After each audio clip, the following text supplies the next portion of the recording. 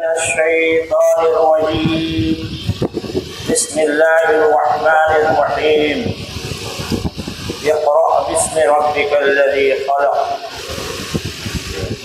وقال الله تعالى أيضا في موضع آخر إن الذين كفروا بالذكر لما جاءهم وإنه لكتاب عزيز لا يأتيه الباطل من بين يديه ولا من خلفه تنزيل من حكيم حميد. وقال الرسول صلى الله عليه وسلم خيركم من تعلم القرآن وعلمه. وقيل في حد القرآن القرآن كلام الله المعجز المنزل على خاتم المرسلين بواسطة الأمين جبريل عليه السلام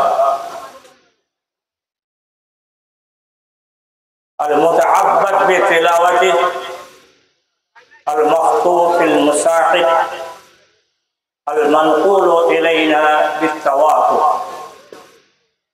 المبدوء بفاتحة الكتاب والمختتم بسورة الناس.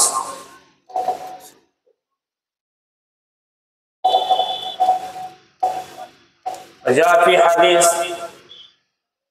إن الله لا يقبض العلم بقبض العلماء إن الله لا يقبض العلم انتزاعا من صدور الناس ولكن يقبض العلم بقبض العلماء حتى إذا لم يبق عالما اتخذ الناس رؤوسا جهالا فسئلوا فأفتوا بغير علم فضلوا وأضلوا.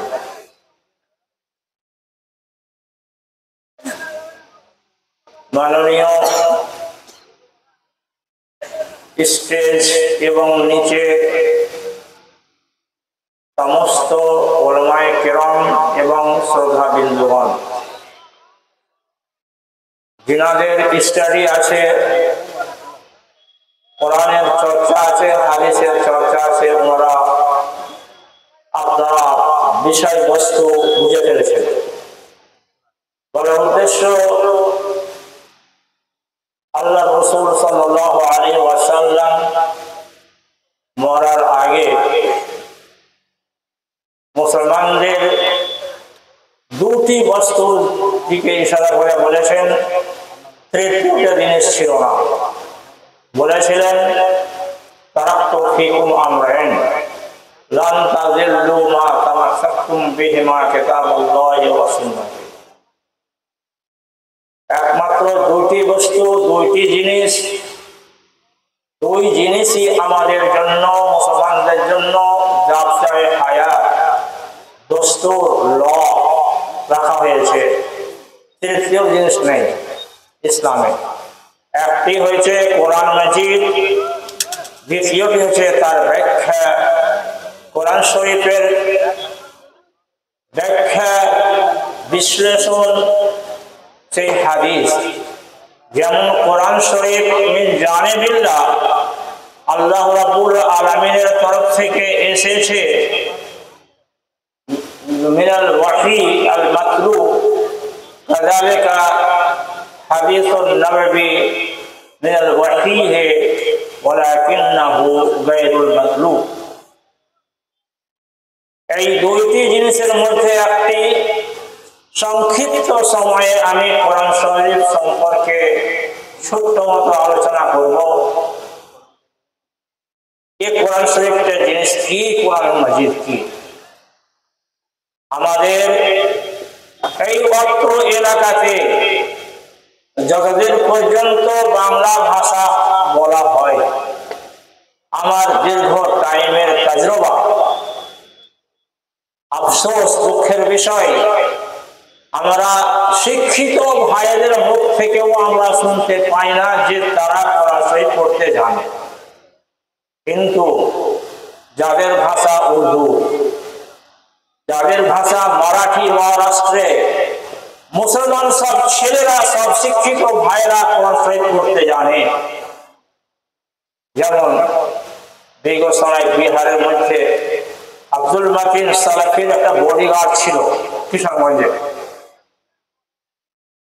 আমাকে বারবার, সে ছিল বেরেলি, বেদাতি খানদানের, হানাফের মধ্যে বেরেলি যেমন জানেন, কিন্তু কোরআন ও হাদিসের শিক্ষার জন্য আমাকে বিরক্ত করতেন। মৌলানা ये बताइए मसला क्या है, ये मसला क्या है। হানাফিরা আমাদেরকে জিজ্ঞাসা করবে না, একমাত্র জিজ্ঞাসা করে আমাদের কাছে আসে তালাকের ব্যাপারে। এক মজলিস में 3 তালাক এই ব্যাপারে আমাদের কাছে আসে ফতোয়া নিতে, আর অন্য বিষয় আসে না। বড় উদ্দেশ্য ছিল পুলিশ ছিল, বডিগার্ড ছিল, কিন্তু মুসলমান ছিল। সেই কোরআন শরীফ পড়তো, কোরআন শরীফের মানে জানতো, কিন্তু দুঃখের বিষয় আমাদের বাংলা ভাষী শিক্ষিত ভাই, সেই প্রফেসর, সে সায়েন্টিস্ট, সে আর কিছু অন্য ভাষাতে উন্নতি করেছে যথেষ্ট, কিন্তু কোরআন শরীফ পড়তে জানে না, উর্দু পড়তে জানে না, জানে কি বাংলা জানে, ইংলিশ জানে, ইংলিশে ইস্পাত সবকিছু, কোরআন শরীফ পড়তে জানা ভালো ভালো। এই কোরআন শরীফ সম্পর্কে 2-4টি কথা আমি বলবো। কোরআন শরীফে যে আমি হক তারিফ করেছি, যে ওই কোরআন শরীফের বাগে শিক্ষিত আমার ইষ্ট যে বা আপনারা আছেন বুঝে ফেলেছেন এই তারিফটা জামে মানে তারিফ কোরআন শরীফ কাকে বলে। প্রথম তো কোরআন শরীফে আল্লাহ রাব্বুল আলামিনের তরফ থেকে এসেছে, আপনারা জানেন, মানে আমাদের এখানে তো জালসার কমি নয়, আপনারা জানেন আমাদের এলাকায় কালকে জালসা ছিল, আমাদের এখানে আজকে এখানে জালসার কমি নয়, কিন্তু জালসাতে কি হয় এটাও আমরা জানি, কিন্তু আমরা নিষেধ করতে পারি না। মান রা মিনকুম মুনকারান ফালিয়ুগাইয়িরহু বিয়াদিহি, এর উপরে আমরা আমল করতে পারি না।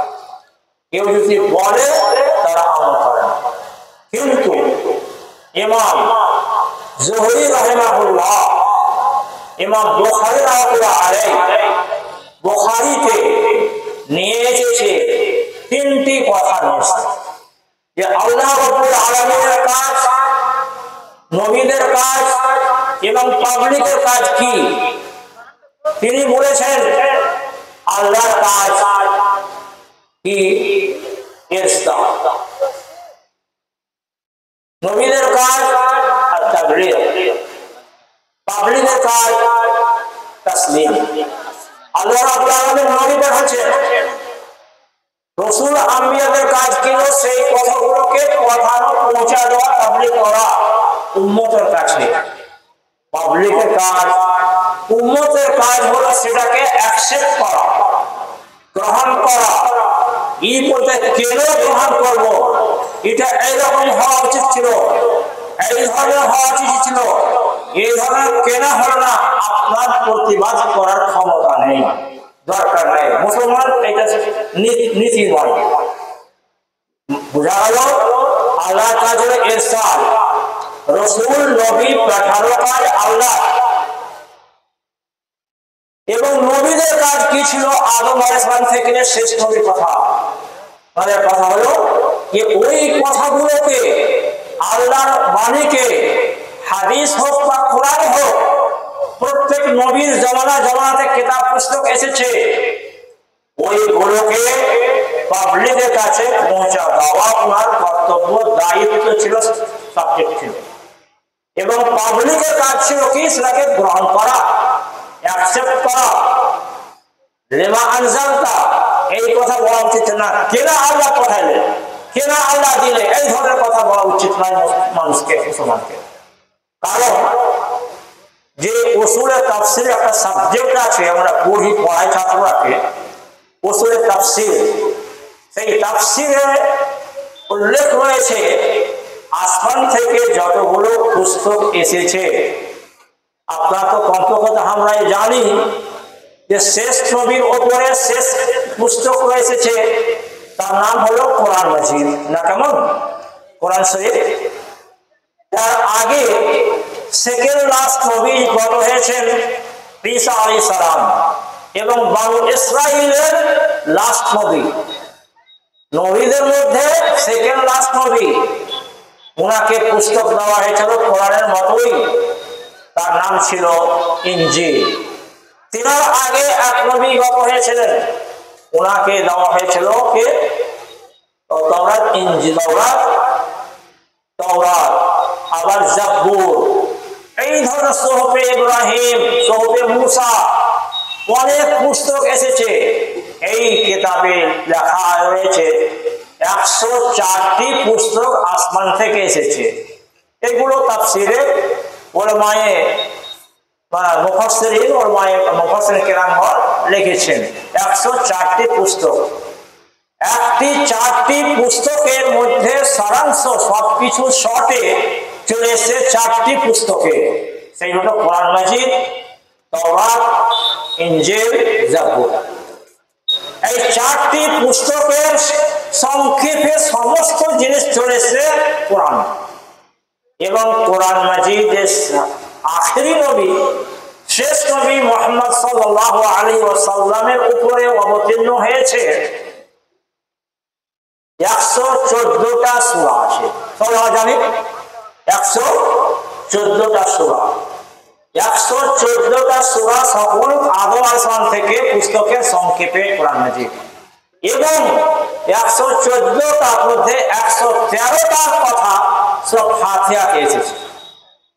113টা সূরাতে যা কিছু তার সারাংশ সংক্ষেপে শর্টে কিছু সূরাতে আছে যে আমরা ফার্স্টে পড়ি, মানে কোরআন শরীফের ফার্স্টে লেখা আছে, তারপর মনে করবেন না যে আমার পড়া পড়েছে, আমার পড়া শেষে লেখা আছে।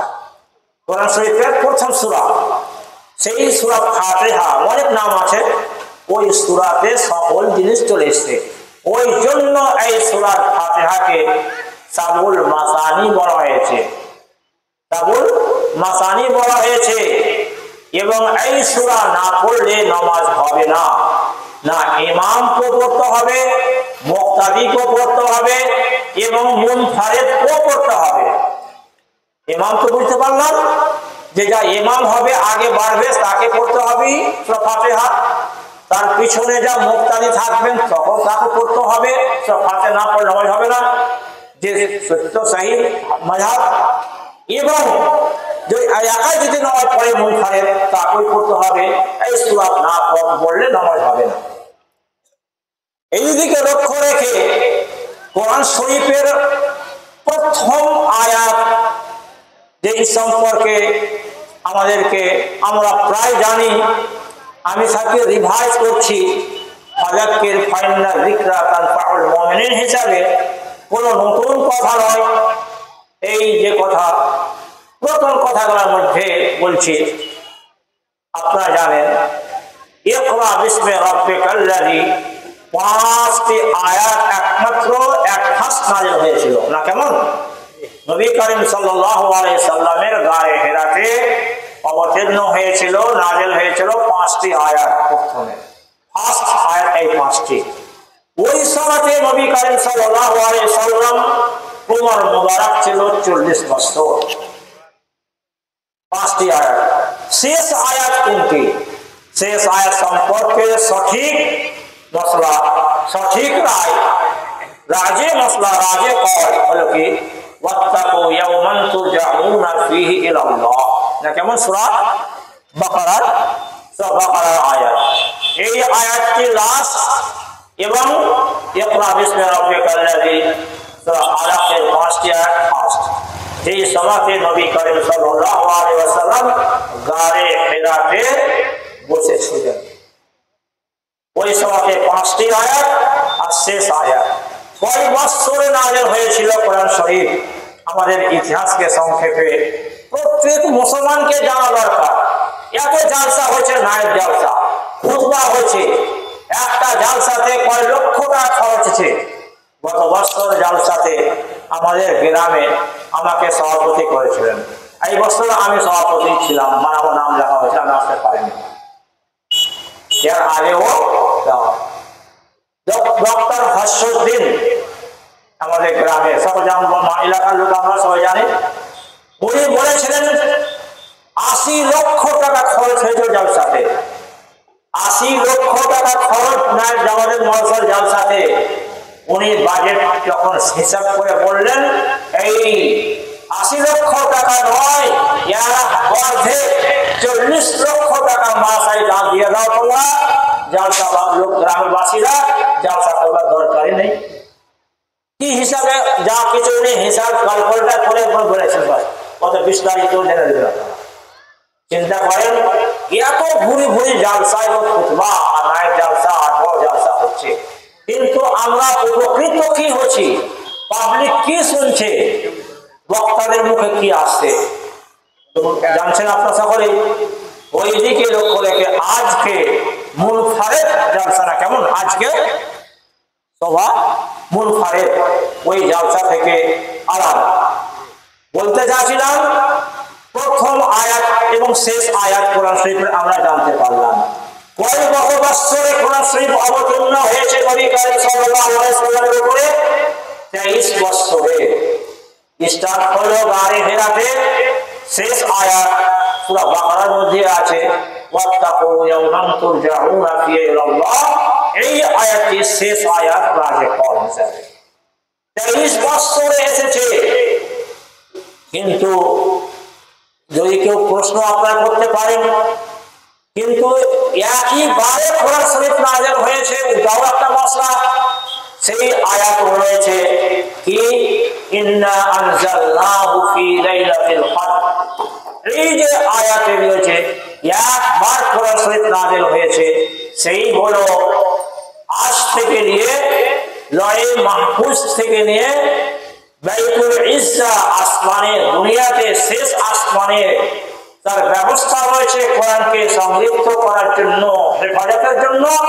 সেইখানে এসেছিল একবার সম্পূর্ণ 30 পারা কোরআন এসেছিল। সেখানে বলা হয়েছে ইন্না আনজালনাহু ফি লাইলাতিল কদর। এই শাবে কদরে কোরআন শরীফ অবতীর্ণ হয়েছিল 30 পারা সম্পূর্ণ। এবং 23 বছর জিন্দেগিতে মক্কাতে মদিনাতে নিয়ে এবং সফরে হাজারান ও সাফারান 23 বছরে কোরআন শরীফ অবতীর্ণ হয়েছে নবী কারীম সাল্লাল্লাহু আলাইহি ওয়াসাল্লামের উপরে। বিস্তারিত না যে কেন 23 বছর হয়েছিল, তারা বলেছিল সূরা ফুরকানে রয়েছে জুমলাতান ওয়াহিদা বলেছিল। একবার 23 বছর নাযিল হয়ে অবতীর্ণ হয়ে যদি কালে 23 না দিনে একদিনই একবার কোরআনের কিতাবের শাখারে যদি কালে কোরআন শরীফ অবতীর্ণ হতো, নবী কারীম সাল্লাল্লাহু আলাইহি সাল্লামের ক্যাচ করা অসুবিধা হতো, সাহাবা کرامের লেখা অসুবিধা হতো, হিফজ করা অসুবিধা হতো। আল্লাহ রাব্বুল আলামিন আহকামুল হাকিমিন কিভাবে নাযিল করতে তার সুব্যবস্থা নিয়েছিলেন। সুব্যবস্থার দিকে লক্ষ্য রেখে আমি আপনার সামনে যে আয়াত তেলাওয়াত করেছি, ওই আয়াতে বলা হয়েছে ইন্নাল্লাযীনা কাফারু বিযিকরি লাম্মা জাআহুম ওয়া ইন্নাহু লাকিতাবুন আজিজ লা ইয়াতিহিল বাতিলু মিন বাইনি ইয়াদাইহি ওয়া লা মিন খালফিহি তানজিলুম মিন হাকিমিন হামিদ। তাফসীর আমি না যে আল্লাহ রাসূলের উপরে, রাসূল কারীম সাল্লাল্লাহু আলাইহি ওয়াসাল্লামের উপরে আল্লাহর তরফ থেকে যখন কোরআন শরীফ অবতীর্ণ হতো, একটি আয়াত দুটি আয়াতের একটি টুকরো নাযিল হয়েছে, সেই সংরক্ষিত থাকতো, লেখা হতো সঙ্গে সঙ্গে। তো বডিগার্ড থাকতো, ফেরেশতাদের বডিগার্ড থাকতো আসমান থেকে নিয়ে জমিন পর্যন্ত নবী কারীম সাল্লাল্লাহু আলাইহি ওয়াসাল্লামের সাথে ফেরেশতাগণ থাকতেন। কোনো জিনিসের আমিজ থাকতো না, ডুপ্লিকেট হতো না, তাহরিফ হতো না, তাফসীর হতো না। যেই নবী আল্লাহ রাব্বুল আলামিনের মুখ থেকে যেমন শব্দে কোরআন শরীফের আয়াত বর্তমানে আমাদের 30 পারা লেখা আছে, ওই ধরনের আল্লাহর মুখ থেকে জিবরিল আমিন মুখস্থ করে নিয়ে আল্লাহ রাসূলকে এসে শিখিয়ে দিয়েছেন। এইটা তরিকাতে ওয়াহি, অনেক তরিকা রয়েছে ওয়াহি, কিন্তু কোরআন মাজিদ অবতীর্ণ হওয়ার জন্য একমাত্র তরিকা রয়েছে মারিফাতে জিবরিল, বিওয়াসাতে জিবরিল আমিন রয়েছে। কিন্তু হাদিসের জন্য অনেক তরিকা রয়েছে নাযিল হওয়ার। বুঝতে পারা গেল যে সাবেক কাদারে কোরআন শরীফ নাযিল হয়েছে, আসমানের ইজ্জত শেষ আসমানে একবার পিছপা, কিন্তু নবী করিম সাল্লাল্লাহু আলাইহি সাল্লামের উপরে নাযিল হয়েছে ওই আসমানের দুনিয়া থেকে 23 বছরে। এত হিকমত, বড় হিকমত রয়েছে। এবার আমি কোরআন শরীফের পরিভাষা বলেছি আপনাদের সামনে। কোরআন শরীফ কাকে বলা হয়? কিতাবুল্লাহিল মুকাল কোরআন ও কালামুল্লাহ মুআজ্জাজ। এ মুআজ্জাজা, মুআজ্জাজা কোরআনে আল্লাহ রাসূলের জন্য একটা মুআজ্জাজা রয়েছে। প্রত্যেক নবীর মুআজ্জাজা ছিল, কিন্তু কোরআনের মুআজ্জাজা কি একটা সংক্ষেপে জানেন? মুসা আলাইহিস সালাম ছিলেন যেমন, মুসা আলাইহিস সালামের মুআজ্জাজা কি ছিল? লাঠি ছিল। লাঠি সাপ হয়ে জাদু করে সাপকে পেটে ভরে দিল, সব জানি আমরা। কিন্তু উনি মরলেন, লাঠিও শেষ। কিন্তু আল্লাহ রাসূলের মরণ 1.5 কত বছর হলো? 1400 বছর হয়ে গেল, কত হয়ে গেল। কিন্তু কোরআন শরীফের ইজাজ শেষ হয়নি, আরো বাড়ছে। কোরআন শরীফের স্টাডি, তার মোতালা করার পথে অনেক বিধর্মীরা তারা ইসলাম গ্রহণ করছে, এটাকে মুআজ্জাজ। আর কোরআন শরীফ 30 পারাই রয়েছে, 40 পারা নয়। প্রথম সূরা হয়েছে ফাতিহা, শেষ সূরা হয়েছে কি সূরা নাস। যেমন শিয়ারা বলছে 40 পারা, তাকে সেই শেষ করার জন্য কোরআন শরীফের কি বলা হয়েছে। আর বেশি বলার আমাকে টাইম দেওয়া হয়নি। আমি যা আপনার সামনে কোরআন শরীফ সম্পর্কে বলতে আসলাম, আমাদের জানলাম যে কোরআন শরীফ আল্লাহ রাসূলের উপর অবতীর্ণ হয়েছে, শেষ কিতাব। এই কোরআন শরীফের মর্যাদা, মান কানা হারফান মিন কিতাবিল্লাহ ফালাহু হাসানা ওয়াল হাসানাতু বিআশরি আমসালিহা লা আকুলু আলিফ লাম মিম হারফুন ওয়াল আলিফুন হারফুন লামুন হারফুন মিমুন হারফুন। দুঃখের বিষয়, আমাদের এলাকাতে হুফাজে কোরআন সম্পদ জানছে, কিন্তু আমাদের ছাত্ররা, আমাদের হুফাজে কোরআন চান্স পায় না আমাদের এখানে মসজিদে কোরআন শরীফ তেলাওয়াত করার জন্য, তারাবি পড়াবার জন্য, ইমামতি করার জন্য। দুঃখের বিষয়, তারা যায় কেরালা, তারা যায় দিল্লি, বোম্বাই যাচ্ছে। আমরা ওই হাফেজ কোরআনের পিছনে নামাজ পড়তে চাই না, কারণ যে 3 আয়াত ওরা পড়বে না, ওরা পড়বে 1 রুকু পড়বে কমপক্ষে। ওই জন্য ওই হাফেজের পিছনে আমরা নামাজ পড়ি না। কিন্তু একটি আয়াত নয়, একটা অক্ষর 10টি ওই হাজবে আশরা আমসালিহা।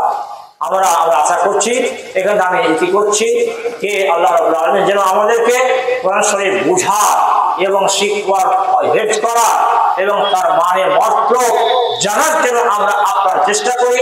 এখন বর্তমানে যদি কোনো শিক্ষিত ভাই খাস করে বলছি যে যদি বলে আমি কোরআন শরীফের মানে জানি না, আল্লাহর কাছে এই ওজরটা প্রকাশ পাবে না। যেমন কোনো ব্যক্তি যদি টিকিট না কেটে উইদাউট টিকিটে যদি সফর করে, আর যদি টিসিআর সফরে বলে যে আমার টিকিট নাই, তো তাকে আরো ফাইন দেওয়া হবে। সেই ধরনেরই যদি কোরআন শরীফ আমরা না জানি, পড়তে জানি কিন্তু তার মানে জানি না, তার ব্যাখ্যা জানি না, কিছু জানি না, তখন তাকে মানে অ্যারেস্ট করা হবে আল্লাহর কাছে। কিসের কারণে? উনি ইংলিশ জানেন, উনি সায়েন্স জানেন, উনি প্রফেসর, সব কিছু জানে, কিন্তু কোরআন শরীফ আল্লাহর কথা, কোরআন শরীফ আল্লাহর পুস্তক, তার ভাষা জানে না, পড়তে জানে না। আশা করছি আপনারা চিন্তা করবেন এবং শিক্ষা করবেন। এই প্রতিষ্ঠান যারা তৈরি করছেন, আশা করছি উন্নতি যেন হয়। আমি একটু যোগানে বলছি, মাদ্রাসা খুব বলছে বেশি হয়েছে না, কোয়ালিটির মাদ্রাসা হওয়া উচিত, কোয়ালিটির ছাত্র হওয়া উচিত, ওদের শিক্ষা যেন হয়। তার জন্য শেষে আমি বলছি, আলামতে কিয়ামত রয়েছে। আল্লাহ রাব্বুল আলামিন মানুষের অন্তর থেকে বিদ্যাকে শেষ করবে না, কিন্তু শেষ করার পদ্ধতি আল্লাহর কাছে রয়েছে যে আব্দুল ওলামা, মানে মওতুল আলেম, মওতুল আলাম বলা হয়েছে। মানুষ বিদ্যানরা মরে যাবে, ইলম শেষ হয়ে যাবে। তখন এইরকম হবে, যার মধ্যে একটি মশলা জ্ঞান থাকবে, তাই বড় মুক্তি হবে শেষের সমানতে।